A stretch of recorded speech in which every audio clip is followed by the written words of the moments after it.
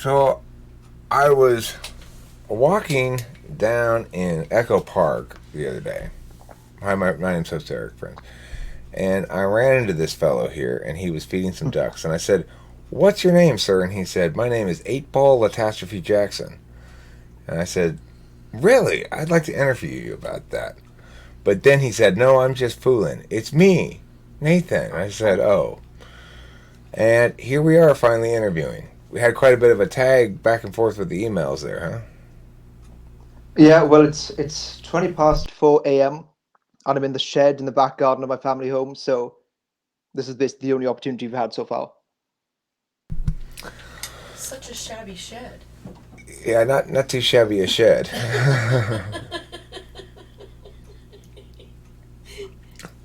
Quite cozy, in fact. Yeah, you got a piano Yeah, I'm there, not I'm everything. not secretly rich or anything. It's just this there's no other word for it other than shed. I guess small house we could say maybe. Back house. Cottage. It's I your like to call it Plan Z. If everything goes to shit, this is where I end up in life basically. My family house in the back garden. well, that's good. See, that's important for ENTPs to have that backup plan. That is true. Right. Yeah, it's very reassuring to have good relationship with family and a nice house to stay in.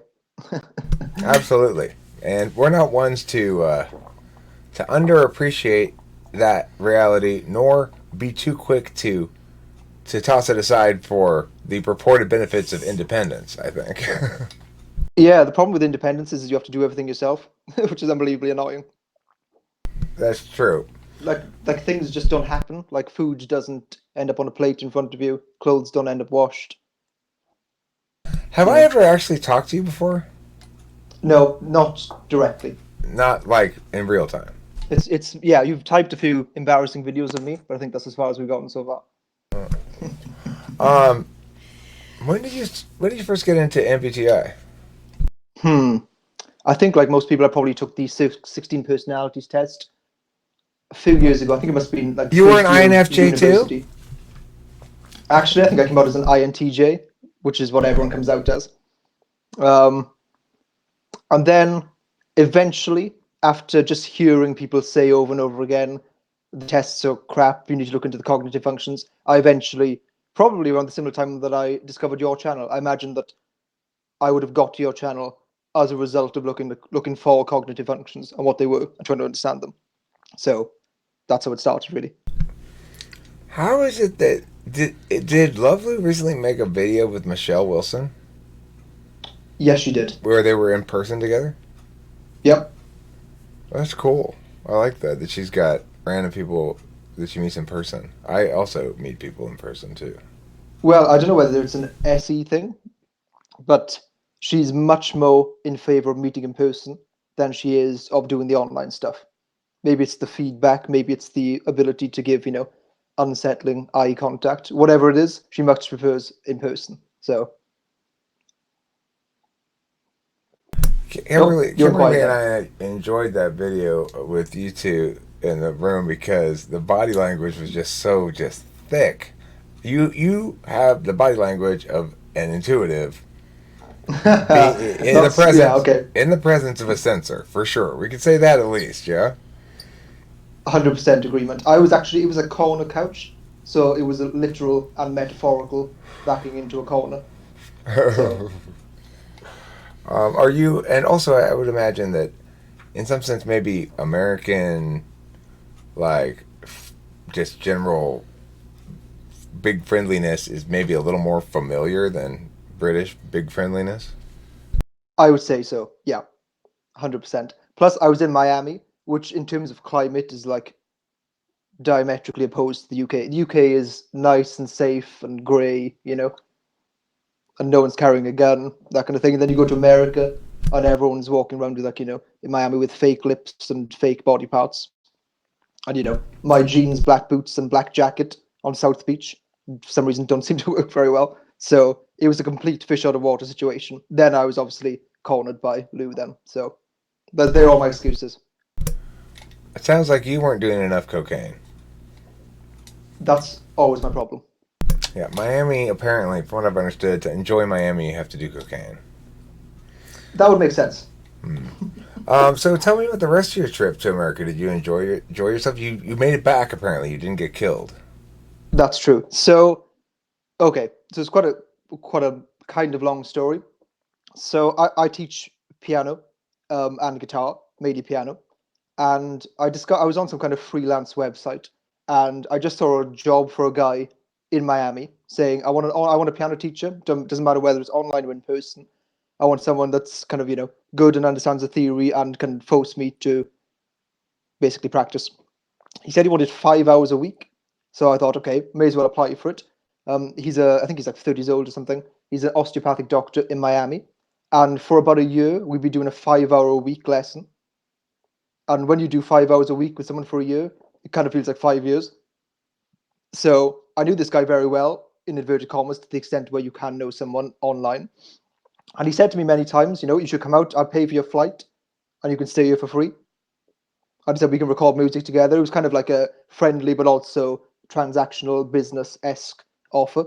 And I'm not much of a traveler. Just the effort of going through the traveling and organizing everything and not turning up at the airport, you know, with a lost passport, which I've done I in the don't I past. don't like traveling Um, either. Go ahead. Sorry for if I interrupting. could teleport, I would go everywhere.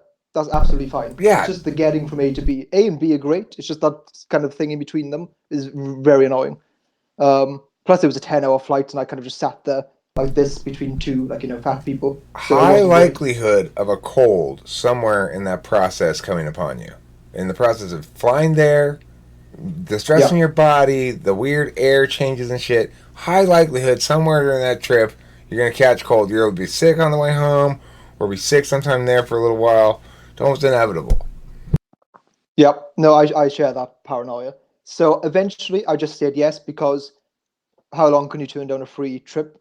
And I guess my just, general boring nature, after a while it reaches a threshold where you kind of go, right, I need to do something interesting now. So people around me see me as an interesting person. So I thought that this is my opportunity. So I said yes to the guy. I'm an only child, so my whole family are very, very protective over me. Like they probably worry when I just drive 30 minutes down the road to my family. Shocking. You Um, don't seem like it at all. You don't seem like an only child. I'm also an only child, very well protected and well loved. Wah, yeah, wah, wah. yeah, no, and I've recently had step siblings, so I've seen the other side of it, and I'm glad that I was an only child for this long. No offense to them. So I went on this trip, and I said, I've never traveled alone pretty much anywhere before. I do live alone, so it's not like I'm leaving the house for the first time or something. But I said, listen, this guy I've been teaching for 5 years. I'm going to go out to Miami, and the first reaction of my parents was, he's a serial killer. He has a sex dungeon. He's going to take you as a slave. I was like, that's some of those options are not the end of the world, but I would say I'm pretty sure I like this guy. I'm pretty sure I know this guy. It's fine. And also, by the way, there's this random woman I've been editing videos for. I'm also going to meet her as well. And they were like, you're completely insane. So because Luann had never traveled alone on her own before, I think that's right. I think there's a video on her saying that as well. There was like a duality where I was hoping he didn't kill me, and she was hoping I didn't kill her. So I was in a strange situation where I was both the potential victim and perpetrator of the same crime. So it was a very, very weird trip, but very fun. It was You great. should have switched it up on him and you killed him and then have her kill you. Yeah, next time. That's my plan. Okay. Part two. Um, so I've typed you already without formally typing you. So normally Yeah. I say I don't unless I formally type somebody, they're I'm not I don't say for sure what they are. But Should I brought my credit card with me? regardless of any formal typing, I'm very convinced that you're an ENTP. Convince me you're Okay. not.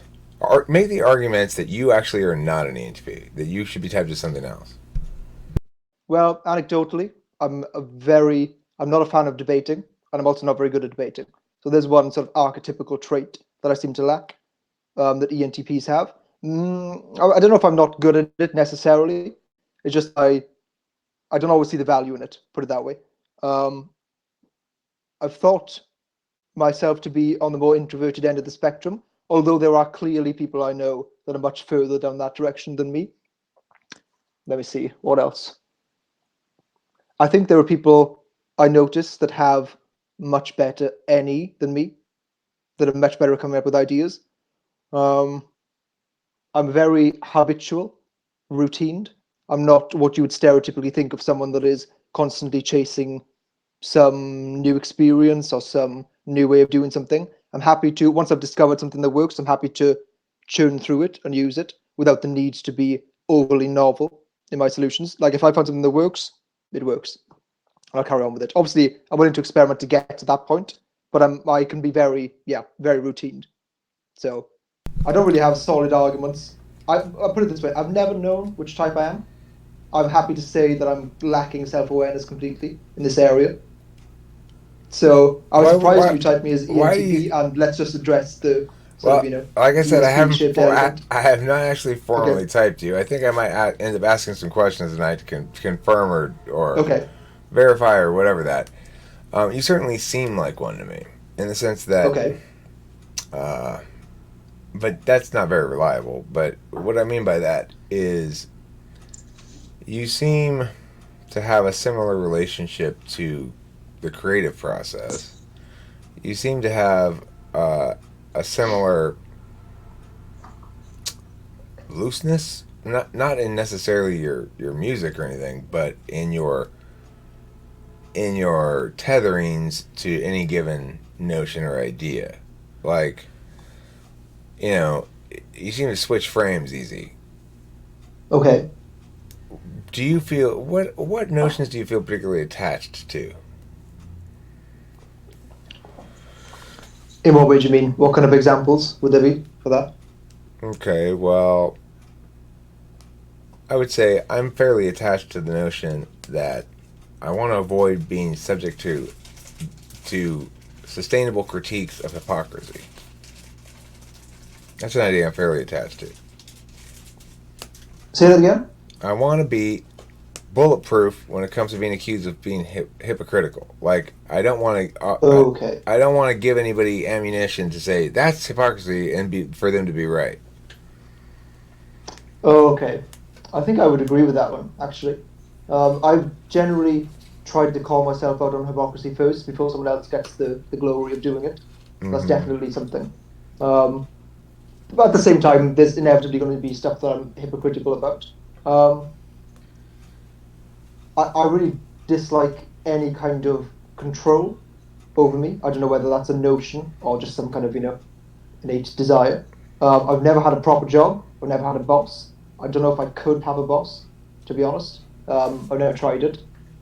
Maybe that's just me being an only child snowflake, though.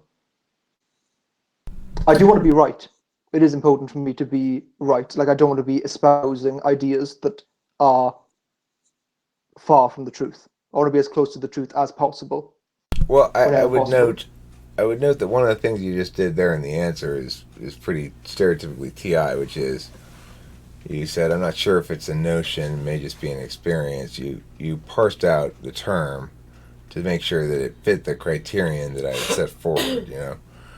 Uh, what's your what does it mean to you to be right? Like, is it to be defensible in some regard, or the best argument, or is it um, to sustain the most agreement, or what? Well, if there's a situation where something can be tested, I want my predictions that I made, if there are any predictions to be made, to be borne out by whatever experiment is done. It doesn't have to be a strictly scientific sense. Like Um, gonorrhea, that can be tested. yeah,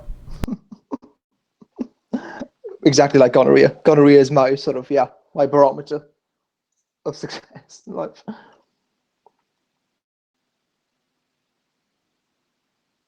Did that throw you off your train of If thought? someone can, if someone can stump me, that's generally a bad sign. Like, I want there to be, even if it takes me a little bit of time to come up with an answer, I don't want to be in a situation where, oh, I can't actually even come up with an answer or something approaching an answer. That would be very bad.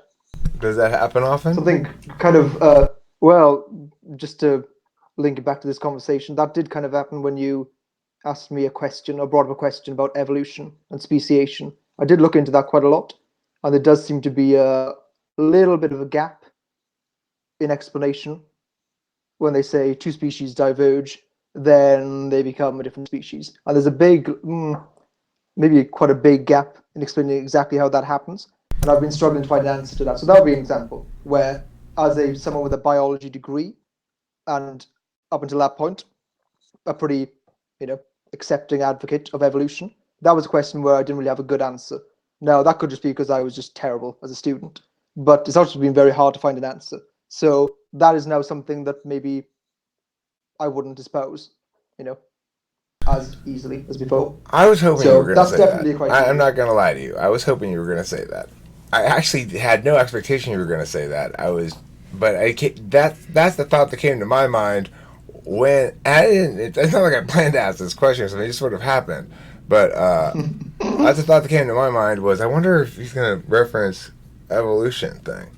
That's really great to hear, by the way, and I really appreciate you saying that. Yeah. Thank you. Yep. Because I have faced the fires of hell over this issue.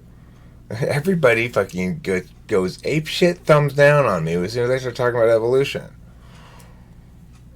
Yeah, it's kind of remarkable sometimes how,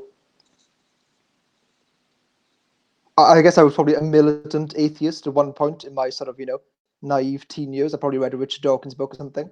We It's all amazing start how like quickly atheists and scientists can have an almost religious fervor to the godlike figures in their field. It can be quite dangerous and quite unscientific, actually. So I definitely don't want to ever end up like that. So, like when people say that the Earth is flat, I don't think the Earth is flat, but I cannot actually give you a undeniable proof of it, other than like anecdotal, like you go up in a plane and see this. I guess there is actually an experiment you can do in a lake where you test the level, but I wouldn't have thought of that in the moment. So therefore, that is suddenly something I don't say anymore. Like, unless I have the But example hold or on. understand the logic. But there's plenty of evidence of the Earth being round. It doesn't need to be individually attained by each person for it to count as evidence. True. I want to run a quote. But I didn't have a good answer that wasn't, at least slightly anecdotal or something they could come back with. I want the sort of definitive. This ends the argument point. Basically, Oh in yeah, my you want arsenal. that, right? Okay. Well, that's the dream of all debates, I guess. I would say, well, if the Earth isn't round, then why doesn't stuff fall off the edge? Well, this is what they come back with, which is hilarious. They say that there is an ice wall either side of the planet that is stopping anything from going off. And when you say, why has no one travelled there? They will just simply tell you no one has funded the expedition. And you're kind of like, well, no one's going to believe So you. how do you but know it's there? So how do they know it's Yep. there? That's Okay, silly. I'm gonna, Ice wall? Who would believe that? it suddenly turns into a Game of Thrones argument. It's very bizarre. I want to run a quote by you. One of the people Okay. in a live stream today said it. I think he made it up. I think it was Wiz Sauce. He makes up a lot of clever stuff, so it wouldn't surprise me. I want to run this quote by you and see what you think about it. Every time I make an aesthetic choice, I stumble towards the kingdom of God.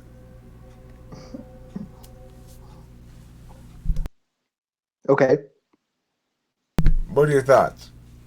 Correct? Incorrect? What's its message?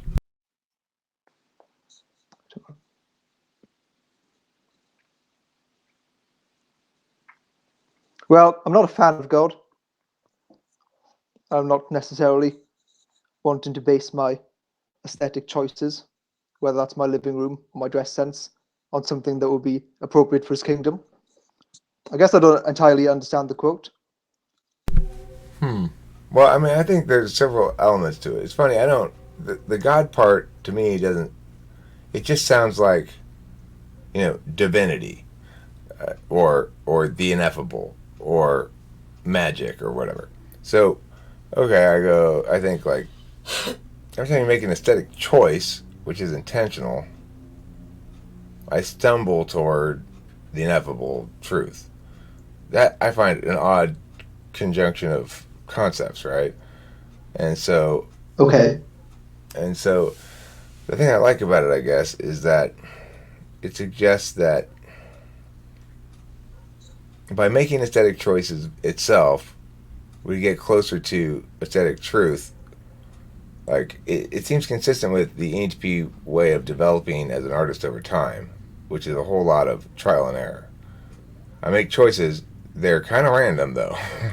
And then they get less random over time as I stumble toward the kingdom of God being the artistic goal you want of some sort, you know? Yeah, I can identify that with that. Pretty much in my approach, I would say anything that warrants the label creative, it is literally throwing out 100 ideas and then following the path of the one that seems best. Especially on piano, it's been like a long road to understanding what the hell is going on. Right. I mean, the same thing with me and guitar, and I can tell you the road's been a lot longer in terms of actual years. But I, I found it difficult to. I think that one thing that taught me more than anything else about NI was, and I got there by my FE, the fact that people didn't like super wordy, complicated, fancy lyrics, right? Or super wordy, complicated, fancy shit in general. I can't help do it for a lot of stuff, but in my songwriting, I learned to say, okay, well, I'm gonna reject. Yeah, I'm gonna use any as I should, which is just sort of as a seasoning. I'm gonna try to find lyrics that don't impress you, that move you, you know. And Okay. and so I think that art in general, but lots of if it especially doubly so for ENTP if it's put out in front of audiences where we can get feedback and let that shape ourselves. It's not really shaping our decision making creatively exactly, except that when people are right, after a little bit you'll go, oh, they're right about that. Maybe not instantly, you know, and then you'll apply it because of the SI aspect of things. What do you think about that? Well, it's interesting when you say they're right. It depends what the aim is when you're writing. If your aim is to be satisfied with what you're producing, then you know That's not you the can aim. write whatever you That's want. not the aim. The aim is to discover the whole entity of the song as it came from the ether rather than create it with your own sullied human filth. Hmm. I kind of do feel like I'm more towards the Michelangelo chiseling the statue of David out of it sometimes. It feels more brutal, to be honest, than some sort of, transcendent gift. Well, yeah, for us it is. For us it's brute force attack. That's how we get to NI. That's exactly how I would describe it. Yeah. It does feel like brute force. But it's still for me it still provides the sense of what I'm trying to do at least. You know, whereas when I was younger, I I was using my I was using my comfortable functions too much, and I hadn't really tuned in with my NI at all.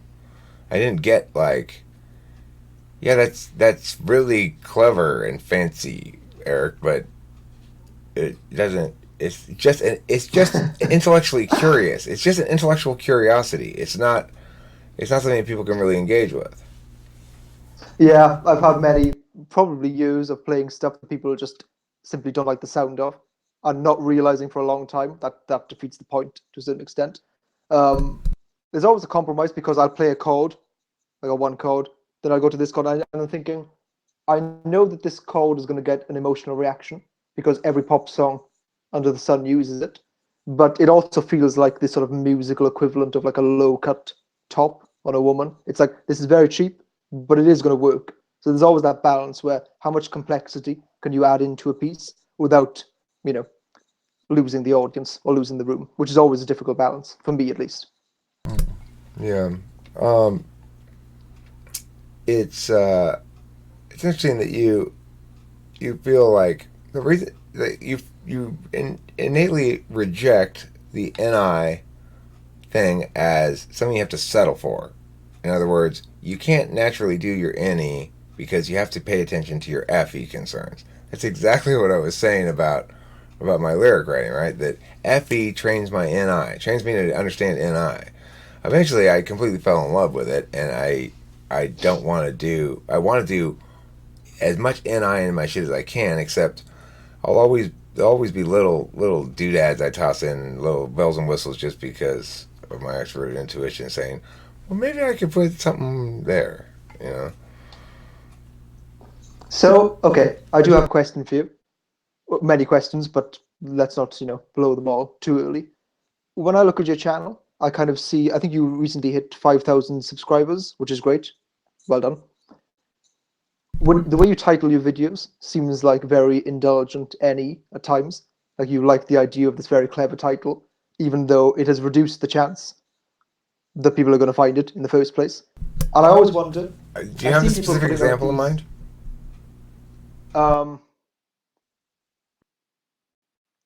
Like you did what I can't remember what the title was exactly, but the transgender chicken. I felt like you could have jumped on some bandwagons there and got some attention for that one. As soon as you said that, I thought, I bet he's talking about transgender chicken. I changed the title of it because you're absolutely right. I thought, I don't know what I thought. It's like I just put, I thought, well, that'll be intriguing to people, but no. What I needed to put is some sort of typing trick thing, because that's what people want to watch.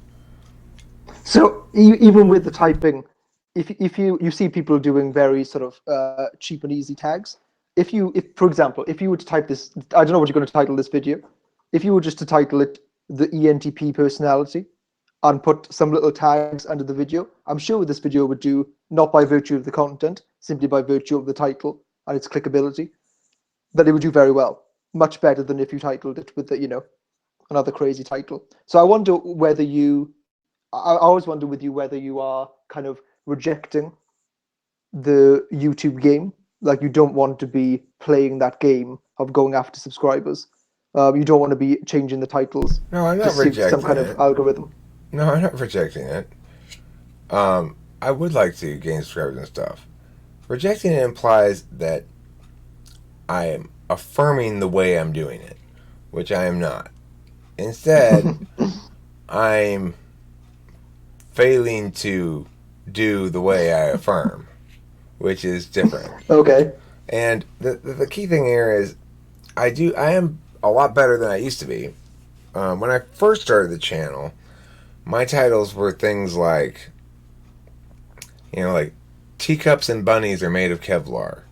Something like that, Yeah. So I've gotten a lot better. Okay, so I failed to acknowledge the improvement that you made. Right, and I've started using more thumbs instead of just the automated thumb. But it really depends on my mood. A lot of times I just want to upload the video and push publish. I don't want to fucking do a bunch of shit, and so that's what I just do. And the thing is, when you have, I also have 5,000 videos, so it's like, okay, I will title this one actually the ENTP Personality. I have my fingers crossed already that it does well to justify what I just said. I bet it will. I bet it will. But you see, all right, now I've used that title, right?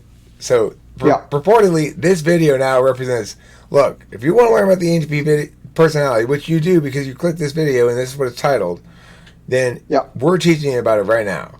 We're teaching about it by telling you how we came up with the title for this video and how he was like, that's going to be successful. I agree with him, by the way, because my NI is ignoring, but when not for things like this. NI ignoring is a weird thing to have. It only ignores some kinds of NI some of the time. That seems pretty NI obvious to me, and so I just jump at that. Yeah, okay, fuck it. I'll title this the ENTP Personality.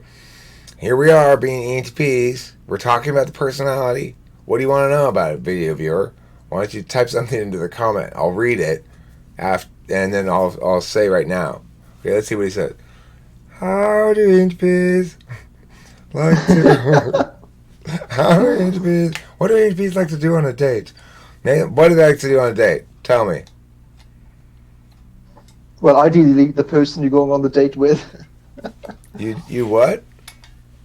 That was a bad attempt at a joke. Oh, I didn't hear it. I'm sorry. But go ahead. But what do you want to do? What do you like to do on a date? You're taking somebody on a first date on Sunday night.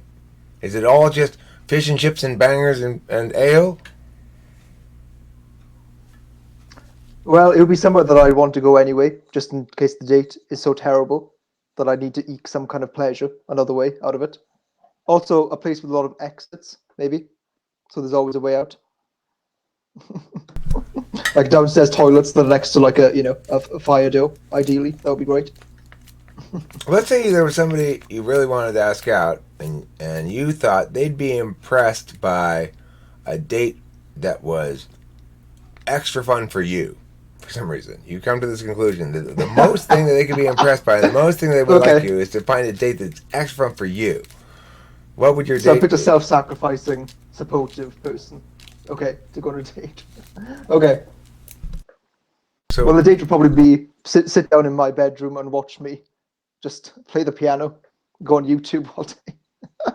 That'd be ideal. If I could find someone that did that, that's exactly what I'm looking for. and If then there's any praise dating app you. out there. Don't forget the praise, but have it be Oh, honest praise applause. Yeah. and not too much of it, so Interrupted you by don't feel applause. uncomfortable. Right, just the right Exactly, amount. yeah. Yeah. Maybe at least one of the songs they say, oh, that wasn't quite as good as the rest of them. Still They- very good, but not quite as good as the rest of them. That way Yeah. you can give Just to their keep it believable.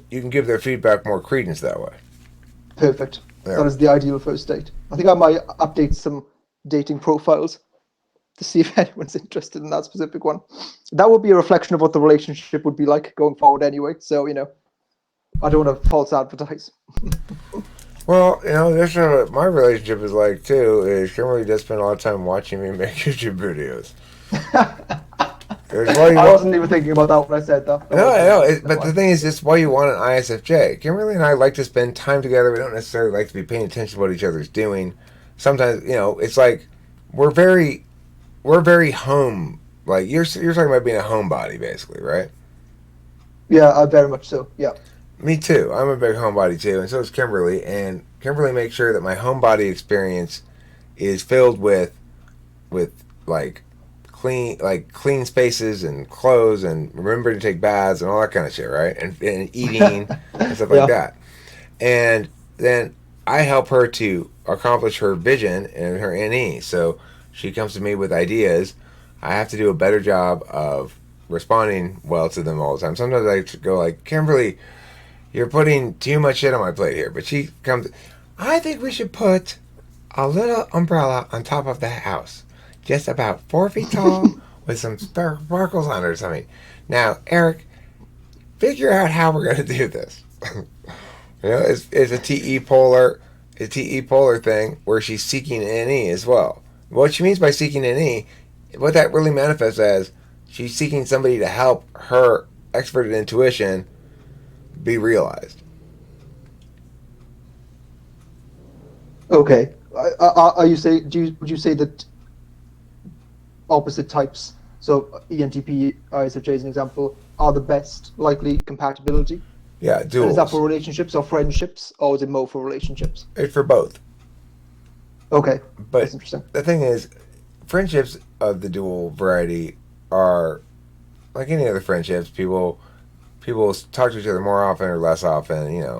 Over time, it goes stretch the time where you won't talk to them. But dual friendships will persist through the years. My oldest friend, who I've known for 45 years, is an ISFJ, and he's the only friend that I really have that I would still consider a friend from even like my younger friends like that I hung out with in my 30s and stuff.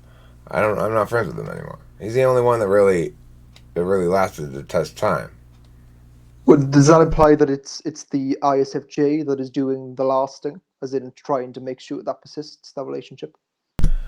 It would imply that you're correct, and it is so generally like he will make an effort to reconnect if it's been a long time, but I will too with him. We're sort of on an ENTP like friendship schedule at this point because he lives over there in LA and I live over here, and whatever. We do see each other. Yeah. He invited me to play at this gig he had the other week, a few Oh, weeks cool. ago. I played. Did you go? Yeah, I went and played a couple songs. It was just a little like kitchen jam gig at a Mexican restaurant thing. Great. So I love that. That's cool. anyway, Would you but say that we're friends still. Yeah. that you are good at showing your appreciation for the kind of stuff that Kim in this specific sense does, but ISFJs do? Because I feel like I greatly appreciate that people that keep the ship running while I'm focusing on something else. Like appreciate it greatly, but I don't think I've ever said thanks like in my whole life. maybe that's just something that's a bad trait on my part. But is that something you have to consciously do? You realize that they're doing it, then you need to say, I really appreciate this, or is it something that you kind of miss and don't even see happening? Well, it's interesting. I was talking with Kimberly about this the other night, last night I think, that we tend to take for granted what each other dominant function provides for the other. And we don't, but Okay. neither of us expects to be thanked for that either. This is the nice thing about a dual relationship. Ah, I'll give that her makes all the sense. NE she wants. I don't expect to be thanked for it because I'm used to the fact that as I walk around, I've got NE spilling out of me so much that it's spilling not just onto the ground but onto the people around me, splattering them, right? So you have to have the right kind of partner who not only doesn't mind getting splattered with some NE, but actually likes getting splattered with some NE. And then when she likes getting splattered with some NE, you go, you mean you're okay with this? It's not like that you don't expect her Yeah. to thank you for it. You expect, like, you're like, thank God somebody here isn't driven crazy by me, and vice versa with the SI. It's like they're always trying to take care of you and tell you, like, don't forget this, don't forget that, and a lot of people maybe would be driven crazy by that. I love it personally, and I do remember more increasingly to thank her for it, but it's still, we each take it for granted and don't expect thank yous really for it. The other areas of the dual relationship are a little bit more complicated than the 1-4. The 1-4 is just perfect. That makes perfect sense because no one feels as if they're putting themselves out for the other person. They're both in your natural state and it's benefiting. Okay, that makes a lot of sense. It's like the other one is a masochist fall to just be attacked by the other person's dominant function and enjoys it. Right. Maybe The that's the the best way two to say three, it. the TI and the FE. That's where some conflicts come in until you get it straightened out. Like, neither of us like being critiqued on our third function. I don't like it when she critiques my FE, and she doesn't like it when I critique her TI. And basically, if whenever I'm saying, now let's no, you sit down here and let's pen things down with language, and let's meh, then I'm saying I'm critiquing her TI in some sense. And I realized this because she was asking me about some FE questions, like how are we going to handle this FE thing. I was just like, I don't want to talk about that. Just eh. And I'm like, oh my god, that must be how she feels when I'm TIing her, and Okay, that's why this she's makes so sense. avoidant of it. When it's critical, when we're working together and shit, and then we're not in anything to dispute, then it's helpful because then she's helping my FE, and she often does. Yes, it's in a little bit of a policing format, but there are plenty of occasions when she'll give me some pointers or advice kind of beforehand too, and then those are especially useful. How confident are you? I mean, obviously, you may be like by this point much more well developed with all the functions, but with your FE, not that it's entirely related to being able to charm someone, maybe not at all, even. I still don't understand the cognitive functions extremely well. If you were given someone and you for some reason you wanted something from them, you had to basically charm your way into their good graces. Would you be confident in your ability to do that? And is that related to FE in any way? Yeah, it's related. Um, I it would be if I had to think about it ahead of time and plan it, then probably not. Oh, interesting. Okay. But if I realize on the fly that it's kind of circumstance, it's like, I mean, I can definitely go in and plan and say, go be schmoozy. But if I knew I had to rely entirely on schmooziness to make it happen, I would be nervous about. I would doubt my ability to pull it off. It's like I rely on it being able to go to fall either direction in any moment. Like, okay, do I want to parse this or do I want to be playful in some way that makes them like me or find me not threatening or play confused old man. Sometimes I'll play confused old man. I would just love to see you doing that. I mean, I think a lot of people would pay. I'll start like a some kind of GoFundMe for you to do the confused old man, just for like a minute. it requires an exchange where they're trying to say like you didn't do this, you didn't do that, you didn't fill out this thing, and that's when confused old man comes out. Okay.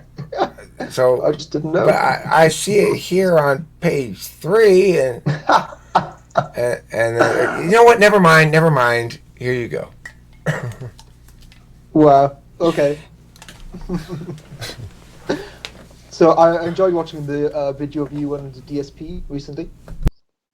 I can't remember the name of the guy's channel that did it, but that was I watch MMA fights and I like boxing, and I have that kind of nervousness in anticipation of those things. I was definitely feeling that. I had to hit the space bar a few times just to sort of take stock of what was going on, especially when you started typing him. That was a very fun moment. Do you tend to feel like you've got to, like, you can't, the emotional stuff? I feel that way too. Like, there's certain TV shows, if I feel like it's being awkward, I can't watch it. I got to turn it off real quick. Oh, I'm behind. Like I'm looking through my You do hands like that this. too, yeah. Yeah. Kimberly, I'm not the only one who does that. He watches it and goes like this too. Or stand behind something. Like I don't even know why that makes a difference, but there's that sense of protection, That I think it's because you guys are only children and your parents protected you, and you're just from conflict. Yeah, probably. yeah. I think it's just FE sensitivity in a sense. Basically, I don't think my FE is that good because I know that there are a lot of things that people, like, I've had people whose FE I trust more than me tell me, for example, that using the torch to light bong rips and stuff is bad FE because it seems show offy or I'm trying too hard or whatever. Um, but the thing is, Maybe overkill would be the word if I had to pick one. But yeah. I don't. I never really. I don't. I still don't really feel that. Like, usually, I can get a sense um, of how something plays. I have a good sense of how something plays, but I don't really have a good sense of how an individual comes to believe it plays that way. And so, for certain things, I don't obviously have a good sense of how it plays because I just think, well, I mean, I guess because it's so normal for me to use the torch. It's actually a utility matter. It's like I don't have to worry about pocketing the torch and walking off with it like I do the lighters. I want to also note this is part of the ENTP personality. Is that you notice how easily and sort of just effortlessly took the helm, took over, and now he's interviewing me. Let's call it a discussion rather than an interview. Well, I mean, it's been a couple of this could be part directions. one. Yeah. Yeah, that's right. I don't know if it was meant to be an interview or not. Really, I just thought I wanted to talk to you and record it. So go ahead, ask any more questions. If you got another question or something. I was just thinking of something there about what we're talking about. Do you ever find? I often find this. So, let's say you're watching a YouTube video, or it doesn't have to be a YouTube video. That's just an example. And a thought pops into your head. Maybe you think, I'm going to watch this next. Then for some reason you forget. If you go back to the time, if you go back 10 seconds in the video, I will almost always have the same thought again, as if it was determined. That's a really spooky thing. And so I'm just trying to work out. And I've thought about this exact phenomenon before too. Not using YouTube What is that videos. about? Is it just like that we're actually deterministic No. beings that are always going to think the same thought on the same stimulus? No, it's just that because SI at that point is double linked. So the first time you're drawing an association from your SI probably that makes you want to watch that other one, or some other sort of thing that happens, right? Like you go, let's say you see a video and you think, oh, that sounds interesting, I want to watch that.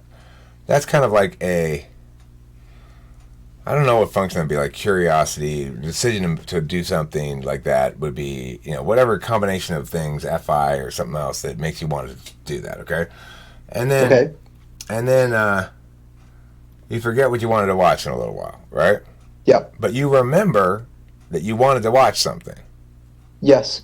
All right, that's the key thing. So that's the SI link. So when you go back to the same spot again, you already know the frame in which the association is going to land.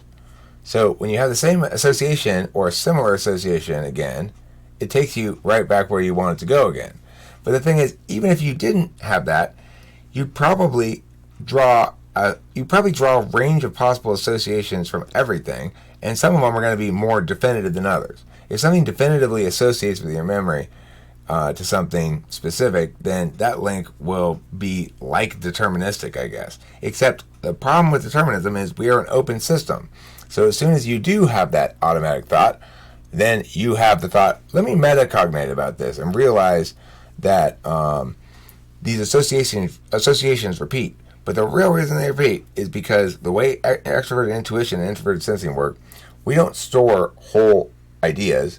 We just store the nub of them, and we retrace our steps and rebuild it on the fly. Like, I don't remember all this shit that I'm talking Interesting about. way of describing it. It's like you can find your way back to it rather than remembering it. Exactly. Right, so it's like in the web somewhere. Instead of saving it in RAM as a big thing, it's like it always saves it as this compressed thing that has to rebuild every time. Because that makes sense. Yeah. So because sometimes rebuild with slight tweaks and differences each time you go back and find it. Mm-hmm. And the ability. So I definitely have the kind of FE awareness, but sometimes the lack ability to see the severity about how things would play. Like I might do something, I think this is weird.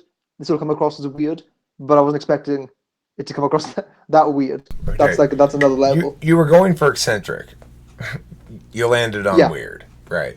Yeah, I landed on restraining order. Yeah. That's definitely. I mean, the thing is, what's really interesting in talking to you is your observations, your questions, and stuff are things that I mean, not only you're talking about determinism in terms of associations and stuff. I see a sort of parallel thought processes going on here from the same stimuli. Like some words come out, and if so depending on the words and depending on the situation, we might have very, very similar thought processes, even though we don't have the same SI background or anything, simply because the thing's made up of TI, NI, basically, and NE. Yeah. Maybe it's just likely that we've converged on similar ideas, so the things we've thought before are going to be similar. After all, good point. If we're trying to find the correct answers, and they're going to be the same answer, ideally, that we both have come to. We are working from a shared lexicon, if nothing else. It would be nice to see you do another video with DSP. It would be nice if you just did like a weekly meeting, just to argue with each other. I would love to see that. Well, the thing is, I've got mixed goals here, sort of, which is I want to foremost be right. That's what I most want to be, I guess. But second of all, I want to also be nuanced in my interfacing with the community. So it's very easy for me to just default back to my tool function and argue and be right, which means growth lies at the end of the comfort zone, right? So yeah, I'm trying to be more. When I'm talking about being more aware of FE, I'm talking about being more aware of the big scale FE blocks more than I am about any given conversation or something. Although, like in that conversation, I was unhappy when I watched it afterwards with my fidgetiness. I'm still fidgeting, but you're not as fidgety as me. But you're still rocking back and forth. Well, if I had my computer chair, I'd be moving around a lot more, probably. But I didn't notice any fidgetiness. It was very interesting. It was just interesting to watch you both because of how your type can manifest in an argument. Sometimes with people that I presume have NI. When you talk to them, sometimes it feels like you're not talking with them. You're kind of triggering some prearranged monologue that they have, and they'll pick that monologue as the one to put into the conversation. Sometimes it feels like there isn't a direct engagement. Sometimes that's called being non-responsive. That's called being non-responsive. So I'm not sure what the guy's type was that has the channel. I'm not sure like whether you've typed him or whether both of you typed him. I'm pretty sure it's ENTJ, but I want to talk about it. I'm glad you brought that up because I want to talk about the SI test. So this SI test that I have for polar SI, where I ask somebody to, do you ever feel, Nathan, do you ever feel frustrated at people working at a store over something? You say people working in a store? Yeah, like the service you receive at a store or Very rarely, I would say. I'm a self-service kind of guy, if I can ever help it. Okay. Um, do you ever feel particularly satisfied by an experience at a restaurant? Yes. Can you give me an example? So last Wednesday, I went for a meal, and one of my pet peeves in restaurants, I'd never know why people do this. I would love it if restaurants had something where you could order with buttons on the table rather than always have to speak to the waiters. And one pet peeve is that when you finished your meal and you're clearly not going to have any more food, they'll take like 20 minutes to bring you the bill. And there's an Indian restaurant literally right next door to the house. So last week we went there, and as soon as we finished the food, which was great, by the way, they came straight and they gave us the bill. So that was just an example of something that ticked my personal box for going to a restaurant. Okay. Now that I've is got pretty low standards, as that story that's outlined. but that is a perfect example of an SI story. You gave me a specific example. You told me when it was. You gave me specific details of what happened when you were there. The details you were talking about happened on one occasion. You were not describing. In general, my experience with restaurants is this. Okay. Now, odd though it may sound, ENTJs and to a slightly lesser extent ENFJs, but them too, are unable to do that. So if I say to an ENTJ, can you tell me about, as I did with Dave, he gave me an example from 2 years ago that he had a disagreement. I wish I would have worked that better. I wish I would have worked the angle better because I wish I would have done what I normally do, which is say, okay, now look, what I'm looking for you is to give me a story from your personal life that's of a specific event where you go, one time me and Shannon went to the park and killed some ducks and it was a Thursday morning, and the leaves fell from the tree, and we roasted the ducks, and it was so romantic. I want a story like that, okay? And you can even give them the exact format and everything, and they still can't do it. They still can't do it. It's polar SI. And the reason I want to mention this is because this is what we're looking for in typology is a test that is absolute and reliable. And the thing is, here's the tricky part about it. People might say, well, that's just self-confirming. It's not self-confirming. Like the other night, I typed an ENTJ lady, and I was worried because she got polar SI on the SI test. But I thought, there's no way this lady's an ENTJ. By the end of the session, I was absolutely convinced she was because what I told her in the session was, okay, I'm going to pretend I didn't even hear that question and answer because I want to test whether that test is legit.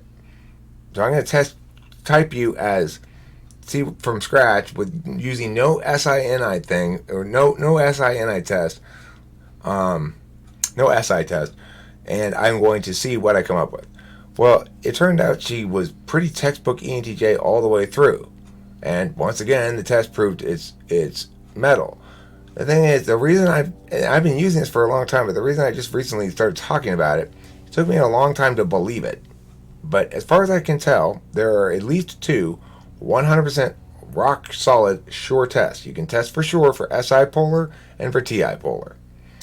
I was just about to ask why were you singling out SI, but I thought maybe this is because these are the two that have presented themselves as tests most easily than the others. What would be the test be for? TI? Would you say SI and TI? Okay. For TI, you can give conditional logic problems. So I can, if I ask a TI polar person the following question, that Judy has soccer practice on Friday afternoon. Okay, now Judy might hurt herself at soccer practice, or she might not. If she doesn't hurt herself at soccer practice, she will play in the game on Saturday. And if she plays in the game on Saturday, then one but not both of her parents will watch her play. And her mom is out of town this weekend. And last piece of information, she does not hurt herself at soccer practice. Now, I would ask, what can you conclude from that? I don't know the exact, but if she doesn't hurt herself, does she play on Saturday? Yeah. Or whatever the game is? Yes, she does. Okay. I can't remember the rest of it. All right. Well, the point is, it goes, if she doesn't hurt herself... That's my excuse. If she doesn't hurt herself, she'll play on Saturday. If she plays on Saturday, one but not both of her parents will watch her play, and her mom's out of town this weekend, and she does not hurt herself at practice. What can we conclude? That she plays on Saturday and her dad watches? Yeah. Okay. So if I were to ask a TI polar person that question, they would say something like, do you like soccer? Mom works a lot? They wouldn't get the concept that I'm looking for a conclusion that's deduced from the information given. And I could ask, Okay. I can ask even a simple genealogy problem like this. My mother's sister's husband's son is my what? Cousin? Right. TI polar won't be able to get that. Even simpler than that, they won't be able to get it. And remind me, which types have TI polar? ESFP and ENFP. Okay. That seems like, with respect, that seems like a bad one to have as polar. Maybe that's just my bias, though. Well, this is the thing. Nobody understands what they're missing in their polar. It's like, Okay. to you and me, FI polar, piece of cake. I mean, who needs that shit? It doesn't even feel like. What is that Why would for you anyway? want it? Right? You know, what's the purpose of that thing anyway? They feel the same way about TI. Who cares if I can do those stupid little mental game problems? As if that matters in life. What matters is my moisture. It's damp, it's wet, it's dripping, it's dangling, and it's all over your tenders. You know, the thing is, if you look at things from the perspective of somebody who doesn't value your functions, and you spend some time trying to do that, you realize, there's nothing. It's like all of this shit where they go like, you know, you're smarter and you're whatever. All that shit is just function bias expressing itself in the world. People going, all right, like we're gonna make up this thing called IQ because I want everybody to realize that being an intuitive thinker is better than being anything else. It's like half of the fucking shit in the world that has some sort of expression of how things ought to be in any way would seem to be an expression of function bias. Yeah, it's interesting. I wonder why the tests push at least intuitives as more common answers to people. Are they assuming that, is that a bias on the part of the test creators, assuming that the people are taking it are going to be more flattered by an intuitive thinking description? I think it's TE. Let's make money off these people. If you tell somebody like, congratulations, we really, really rarely say this, but you are one of the special types. INTJ. Do you know they're thought to be the geniuses of the world? You're one of them. Now, would you like to purchase this extra report about yourself for $10? Of course. Oh, I'm sorry. We got it wrong. We got it wrong. You're an ESFP. Most people think most people don't want to be an ESFP because they're thought of as kind of dumb party animals or whatever. Would you like to buy an extra report on yourself for $10? No, I don't want to hear more about that, actually. Yeah, Luan has an interesting observation that despite INFJs being described as the rarest type, they seem to have the most views on a lot of videos. So right. something was going wrong. But there is a legitimate other consideration, which is intuitives want to watch videos about personality type and themselves a lot more than sensors in general. And additionally, certain kinds of intuitives are most interested in it compared to others. Like INFPs, once they get into it, they're lifers because it's like they never stop trying to figure out themselves. Okay, I think like INTPs are pretty huge in the community as well. Right, because they too have no SE. They don't do stuff. They deliberate about stuff. What can you deliberate about instantly? Yeah, I mean, infinitely. You can deliberate about cognitive functions infinitely. Yeah. Yeah. We're going to need to wrap this video up pretty quick because Kimberly's hungry, and I can tell by the sound of her movement that she's getting ready to eat. Just by the way she rustles. She's rustling She's projecting SI need with her Russell. So, but I I do thought want I to could make feel sure. something coming through the headphones. Yeah. I do want to make sure that we take a little time here to cover any last things we want to cover about the ENTP personality to justify the title, so we don't get accused of clickbaiting. Well, when we release the ENTP Personality Part 2, I think that's where people will get the really juicy stuff. This is like a preparatory video for Part 2. Okay, but we baked this video with melted cheese inside, so it was pretty juicy to begin with. Is the second video going to be even juicier? Yeah, this is the starter. That'll be the main course. You just made me feel very hungry, and there's no food. Okay, but how Enough. juicy can it get before it becomes soup? I'd say we got one more video in us before we Okay. reach soup level. Okay. Well, and then after that, we'll go for like a foam of some sort, fancy style. Yeah, then it'll just be, then we just will title it, anything.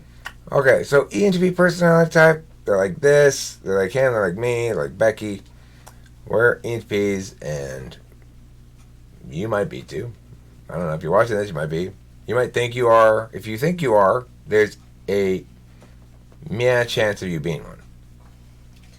I think if we shaved his head, he'd look more like you. Who? Him? Yeah. That guy over there, that English guy? Yeah. Nathan? I remembered his name. I remembered this whole video. I said it several times. Did you remember my name, Nathan? A host, something? Yeah. All right. Well, hopefully, Mr. Host. we'll do something with Love Loop pretty soon. Hopefully, too. I don't know That'll what's be going great. on with that. I would love to do that. And does she live in Miami or something? She lives in Kentucky. Kentucky, huh? Yep, I've no idea where you live. How far that is. Very, Or very in far Kentucky. from Kentucky. Yeah, I know. Well, I know okay. somebody else in Kentucky too, but I'm very far from there. Well, I'm sure we can arrange some kind of wild trip at some point. Indeed. Okay, well, that wraps it up for this video and this exciting exploration of the darkest corners of the ENTP personality type. I've been host Eric. He's been Nathan. Good night, and don't forget to eat plenty of what, Nathan? Cheese. You're not Cheese. Nathan. Thank you.